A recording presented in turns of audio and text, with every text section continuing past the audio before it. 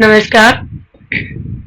पिछले वीडियोस में हमने पाठ 5 के पहले, दूसरे और तीसरे श्लोक का विश्लेषण किया, जिसके अंतर्गत हमने प्रश्न, अभ्यास, उसका अन्वय, उस पर आधारित प्रकृति प्रत्यय, समास, संधि इत्यादि सभी तत्वों पर विस्तृत विवेचन किया।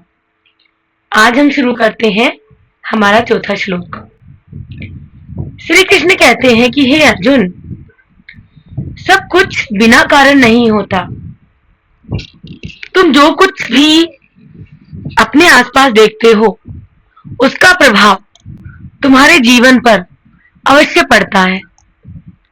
और इस श्लोक के माध्यम से श्री कृष्ण यही कह रहे हैं कि हे अर्जुन, ध्यायतः विषयान पुंसः संगः तेषु उपजायते, संगात संजायते कामः, कामात क्रोधो अभिजायते। अन्वय को देखिए, विषयान, विषय। अगर हम विषय की बात करें तो कुल मिलाकर ये विषय हमारी सांसारिकता को, मोह माया को प्रदर्शित करते हैं। और यहाँ श्री कृष्ण कहते हैं कि जो पुंसः, पुरुष, विषयान धायतः, विषयों को ध्यान रखता है और उन्हीं में संग उत्पन्न कर लेता है, कि जो व्यक्ति जैसे, अब यहाँ पे आप देखिएगा, पुंस यानी पुरुष का विषयों को ध्यान करते हुए, चिंतन करते हुए उन्हीं में संग उपजायते, अर्थात उन्हीं विषयों में। जैसे आप कहेंगे कि आपके फ्रेंड ने कहा कि अरे चलो आज तो पिज्जा खाते हैं, तब आपके मन में वही ख्याल आएंगे। हालांकि आपके हेल्थ इश्यू आपको मना करेंगे कि no no no, pizza is injurious to health and for you also, लेकिन फिर भी आपके दिमाग में वही चलेगा कि अरे मेरे फ्रेंड ने मुझे पिज्जा का बोला। अब आपका दिमाग उसी में चल रहा है।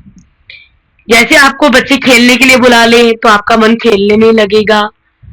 अगर घर में और कुछ चल रहा हो तो आपका उसी में अपना संग लगाने का मन करेगा कि मैं भी वहां जाऊं। तो श्री कृष्ण कहते हैं कि तुम जैसे विषयों को सोचते हो, जिनका चिंतन करते हो, उन्हीं में तुम्हारा आसक्ति भाव का मतलब स्नेह, इंटरेस्ट उत्पन्न हो जाता है।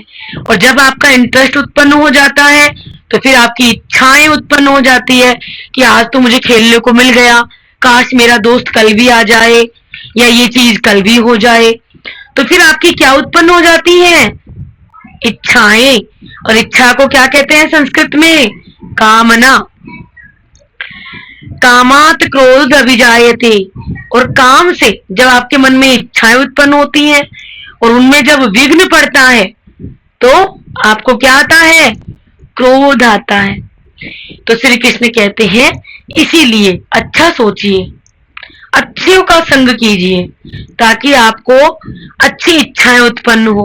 और जब अच्छी इच्छाएं होती हैं तो उन अच्छी इच्छाओं के पीछे क्रोध नहीं होता। अन्वय आपको गिवन है, शब्दार्थ आपको गिवन है, अनुवाद आपको गिवन है। चलिए अब इस श्लोक से आधारित हम संधि कार्य की बात करें कि संगः तेषु उपजायते, दिए गए शब्द में कौन सी संधि है? तो हमने यहाँ डिफाइन किया है कि जब विसर्ग के आगे क्या, जब विसर्ग के आगे क्या आ जाए, जब विसर्ग के आगे क्या आ जाए, जब विसर्ग के आगे क्या आ जाए तो आप कहेंगे त आ जाए, तो सत्व संधि हो जाती है। कौन सी संधि हो जाती है? सत्व संधि हो जाती है। क्लियर? आगे हम बात करें किसकी? एक सेकंड, थोड़ा सा कलर डार्क कर लेते हैं ताकि आपको क्लियरली दिखे। आगे बात करते हैं क्रोधो अभिजायते। क्रोधो अभिजायते मीन्स जब भी विसर्ग के आगे, किसके आगे? विसर्ग के आगे ए आ जाए और विसर्ग के पहले भी ए आ जाए तो क्या बनता है? क्या बनता है? तो आप कहेंगे मैम उत्व संधि बनती है। कौन सी संधि बनती है? उत्व संधि बनती है। यहाँ पर हमने व्यंजन, यहाँ पे हमने दीर्घ संधि की चर्चा की है कि ऊ और ऊ मिलकर क्या बने?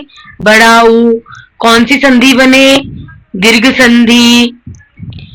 समझायते, जब भी मैं का रूप बदले किसके कारण? आगे वाले अक्षर के कारण। तो आप कहेंगे यहाँ कौन सी संधि है? तो आप कहेंगे इसमें परस्वर्ण संधि है। सॉरी, एक सेकेंड। ठीक, कौन सी संधि है इसमें? तो आप कहेंगे परस्वर्ण संधि है। परस्वर्ण संधि क्या कहती है? वर्ग का पांचवा आता है। वर्ग का क्या आता है? पांचवा आता है। थोड़ा रंग चेंज कर लेते हैं ताकि आपको डिफाइन हो। वर्ग का क्या आता है? पांचवा अक्षर आता है। चलिए, अब इस श्लोक में क्या कोई समास है? तो नहीं, इसमें कोई समास दिखाई नहीं दे रहा है। ठीक है, चलिए प्रश्न देखते हैं इसके। विषयान धायते पुंस्य केशु किम उपजायते।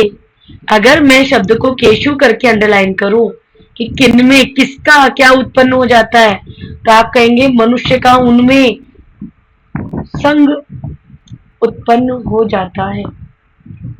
कामात कह अभिजायते। कामात, काम से क्या उत्पन्न होता है? संगात का अभिजायते, संग से क्या उत्पन्न होता है? बच्चों, आप जब ऊपर देखोगे तो आपको पता चलेगा कि उपजायते, संजायते, अभिजायते, इन सब का आपके इस टीचर ने एक ही अर्थ लिख कर दिया है। ठीक है, कि मैंने यहाँ सबका एक ही अर्थ लिखा है, इसका मतलब ये सब समानार्थक शब्द है। तो आपसे घुमा फिराकर जो भी प्रश्न पूछे जाएं तो आपको दिक्कत नहीं होनी चाहिए। समझे? आगे बात करें किसकी? आगे बात करते हैं हम अगले प्रश्न की कि संगात क्या अभिजायते। तो आप कहेंगे काम। जब आप श्लोक को ध्यान से देखते हो तो संगात शब्द आपको हिंट देगा यहाँ कि मैं कहाँ हूँ। अभिजायते, संजायते कहाँ पर है? संजायते इधर है। तब इसके नियर बाई अक्षर कौन सा है? तो आप कहेंगे काम। तो संग से क्या होता है? कौन होता है? तो काम, इच्छा होती है। कामात किम अभिजायते, काम से क्या अभिजायते? तो आप कहेंगे कामात। और अभिजायते बीच में कौन सा अक्षर दिख रहा है? देखिए बच्चा, श्लोक जो है वो इजी होते हैं। क्यों? क्योंकि उनके एक पदेन उत्तर और पूर्ण वाक्यन उत्तर एक पद में ही आते हैं। जैसे ही मैंने इस शब्द को यहाँ रिप्लेस किया, मेरा पूर्ण वाक्यन उत्तर हो गया। और आपको पता है ये नंबर कितने का आता है? तो आप कहेंगे 1, ये 2, 3 और अगला प्रश्न 2, 5। कितने नंबर का? 5। तो 5 नंबर इजी करने के लिए आप कहेंगे कि हाँ जी Santosh ma'am, thank you so much, आपने ऑल इन वन एक ही जगह सब कुछ लाके रख दिया। लेकिन अभी इसके प्रश्न निर्माण बाकी हैं, सब कुछ एक जगह देना पॉसिबल नहीं होता, तो वो हम अलग से करेंगे। पुंछ कस्य विषयान ध्यायते तेषु संग उपजायते। किसका विषयों को ध्यान करते समय उनमें संग उत्पन्न हो जाता है? किसका? तो हम कहेंगे पुंछ, पुरुष का, कि जो पुरुष जैसी बातें करता है उसका ध्यान वैसा ही हो जाता है। क्रोध कस्मात अभिजायते। क्रोध किससे होता है? तो आप कहेंगे क्रोध कामात अभिजायते। मैंने अंडरलाइन करके भेजा है। पुंस्य का पर्याय पद क्या? तो आपसे एग्जामिनर पूछेगा पुरुषस्य, आपसे एग्जामिनर पूछेगा पुरुषस्य। तो पुरुषस्य का पर्याय पद क्या है? पुंसः। अभिजायते, उपजायते, इनका पर्याय पद क्या है? तो आप कहेंगे संजायते, अभिजायते। क्लियर? तेषु किसके लिए आया? किसमें किसमें ध्यान लग जाता है? तो आप कहेंगे उन विषयों में, विषयों के लिए।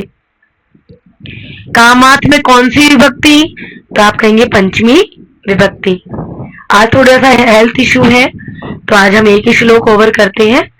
आशा करते हैं कि ये वीडियो आपके लिए हेल्पफुल हो रहे होंगे। धन्यवाद, मिलते हैं अगले वीडियो में। चेक कर लो एक बार।